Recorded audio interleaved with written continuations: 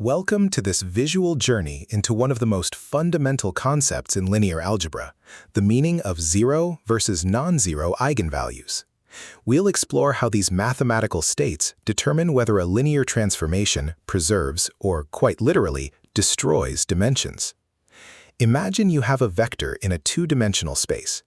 A linear transformation is essentially a function that takes this vector and maps it to a new vector. This transformation can stretch, shrink, rotate, or shear the space. Think of it like squishing or stretching a rubber sheet with arrows drawn on it. Among the infinite vectors in any space, there's a special few, or often an entire subspace, that exhibit unique behavior under a linear transformation. These are the eigenvectors. When a linear transformation is applied, an eigenvector simply gets scaled. Its direction remains unchanged. It might get longer or shorter, or even flip direction, but it stays along the same line it started on.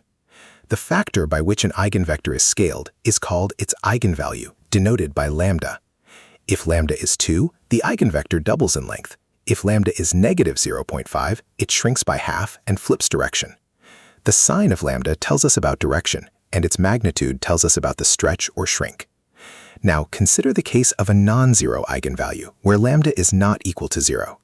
If an eigenvector has a non-zero eigenvalue, say 3, it means that after the transformation, the eigenvector still exists and has a definite non-zero length. It's been scaled, but it hasn't vanished. This implies that the dimension corresponding to this eigenvector is preserved. The information carried along that particular direction in space is maintained. But what happens when an eigenvalue is exactly 0? This is where things get interesting and dimensions get destroyed. If an eigenvector has an eigenvalue of lambda equals 0, applying the linear transformation means scaling that eigenvector by 0. Any vector multiplied by 0 becomes the 0 vector. It collapses to the origin. Visually, imagine a line segment representing an eigenvector. If its eigenvalue is 0, after the transformation, that entire line segment shrinks down to a single point at the origin. If you have a two-dimensional plane defined by two independent eigenvectors, and one of them has an eigenvalue of 0, that plane collapses into a line. If both have 0 eigenvalues, the entire plane collapses to a single point. This is the essence of dimension destruction. Mathematically, this dimension reduction is deeply linked to the concept of matrix invertibility and the determinant. A linear transformation destroys a dimension if it maps non-zero vectors to the 0 vector. This occurs precisely when the matrix representing the transformation is singular, meaning its determinant is 0.